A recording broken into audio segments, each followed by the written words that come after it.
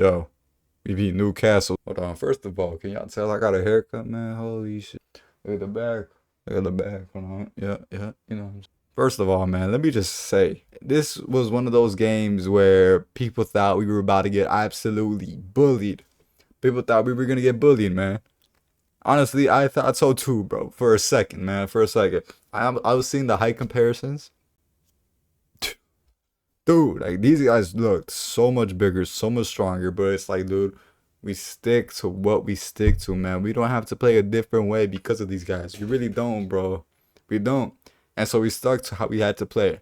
And Pedri and Frankie, man, holy Pedri and Frankie, bro, these guys, dude, they're so much better at these guys. They're just on a whole different level, bro.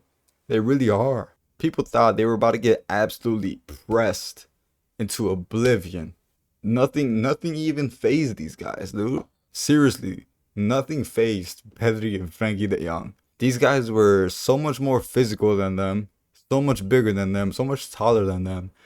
As soon as they got the ball, there was at least one of them on them. They had plans in order to stop them from controlling the game, and absolutely nothing happened to them, bruh.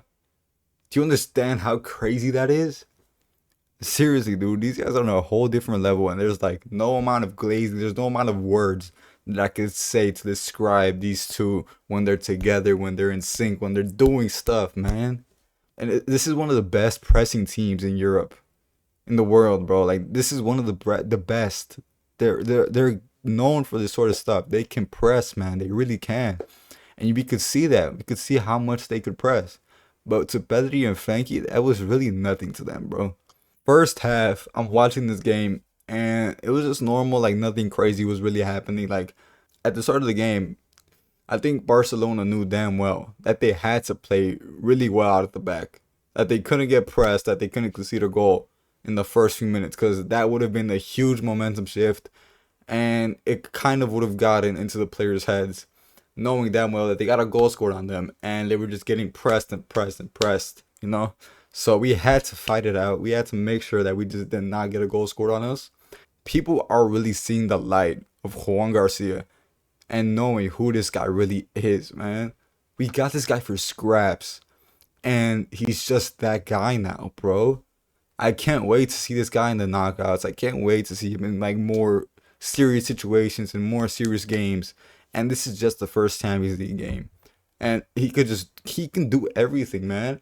Hold on, peep the haircut real quick. Holy, this looks good. Hold on, I might have to get this a little more often. Oh, yo, if you're a girl and are over the age of 18, hit me up.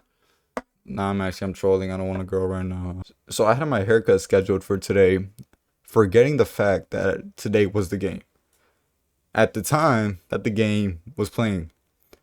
And so I had scheduled it for 2:30, and mind you, the game starts at 2.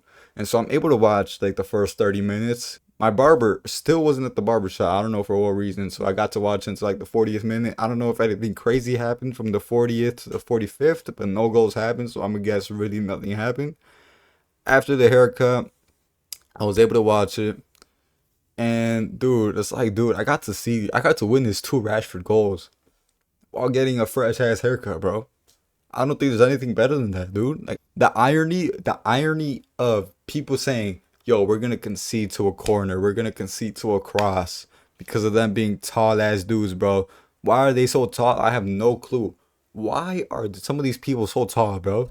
These fuckers are so tall for absolutely no reason. Like, mind you, I'm 6 foot, bro. I maybe could have blocked one of these dudes, but like, dude, I'm 6 foot right here, right? Peep the fit, peep the fit. I'm 6 foot. Some of these guys are 6'6". Dan Burn is probably like 6'9". I don't fucking, dude. This dude is like all the way over here, bro.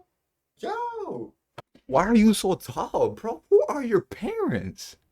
Dan Burn. Who is your dad and who is your mom, bro? They were probably planning for you to be a fucking NBA superstar, and you were like, you know what? Let me be a center back or left back or whatever you are for Newcastle United. And Waltemare, that dude, man, let me not even get started. That dude didn't get subbed in into the second half, bro. I thought he was gonna be starting. Yo, I was scared that he was gonna start, man. I really was, bro. I'm scared for my bye, bro. I really, oh my god. Marcus Rashford, they'll never make me hate you. Yeah. This is Rashford's first goal. Look at Koundé, man. Yo, we're not talking about Koundé enough. I don't think we're talking about Koundé enough. Because this guy had one of his best performances in the Champions League game. And no one is talking about it too much. I'll get to that later. But I'm like, dude, look at this. It's not even in yet. And look at Lewandowski's already celebrating. Is this really my player? This guy's on my team? Wait, Goldbridge was watching the Rashford goal? It's 2-0, Rashford. Well, this is gonna hurt.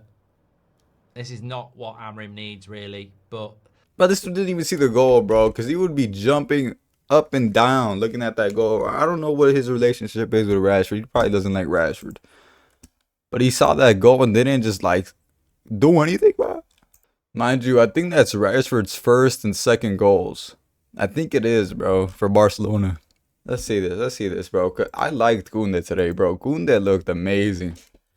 Like, not even just like him, bro. Like, the movement he was making in order to get into passing lanes.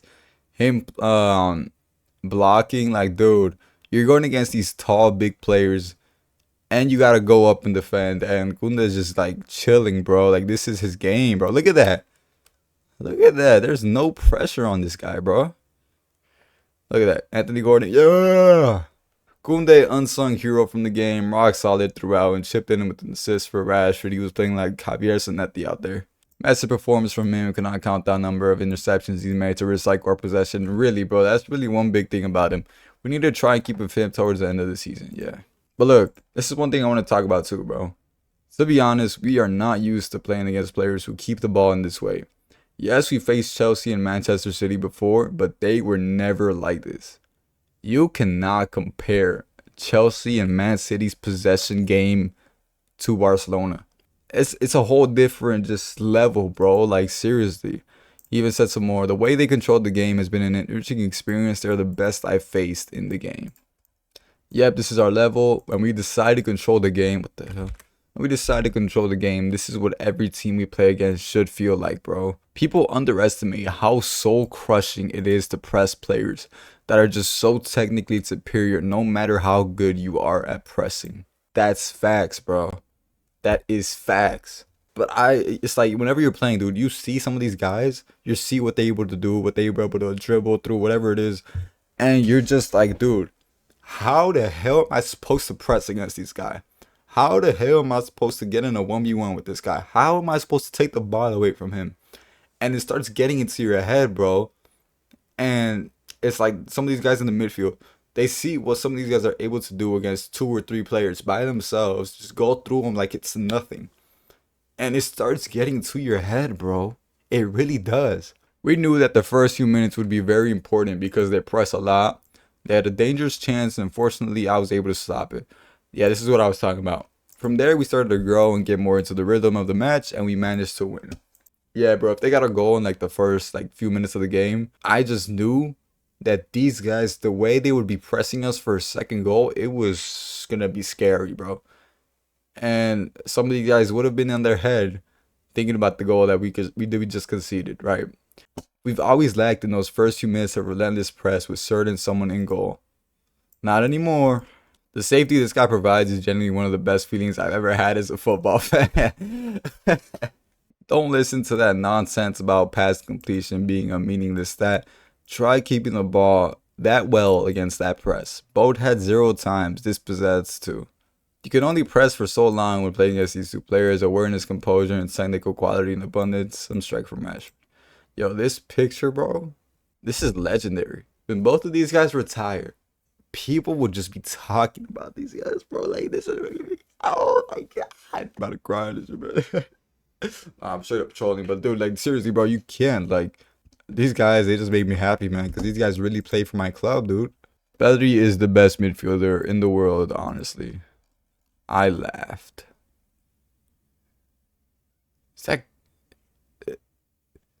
Is he talking about Gravenberch? What? Prem physicality myth is crazy. All you need is a few technical ballers. Alright, wait, hold on. A few technical ballers? These guys are 2 of the best midfielders in the world, bro. Of this generation. can't just be talking about their few technical ballers. You gotta word this better, bro. The physicality thing is so funny because this is the exact trait of lower level leagues, all physicality and no technicality. The better the players, the more they rely on technique. Factos. The physicality thing, the press things, all that, bro. I don't think it'll ever scare me again. I don't think it'll ever scare me one more time ever again, bro. Cause I'm just now like thinking about it, dude. Like I have two of the best midfielders on my team of this generation of the world, probably of all time, dude. I don't gotta worry about anything.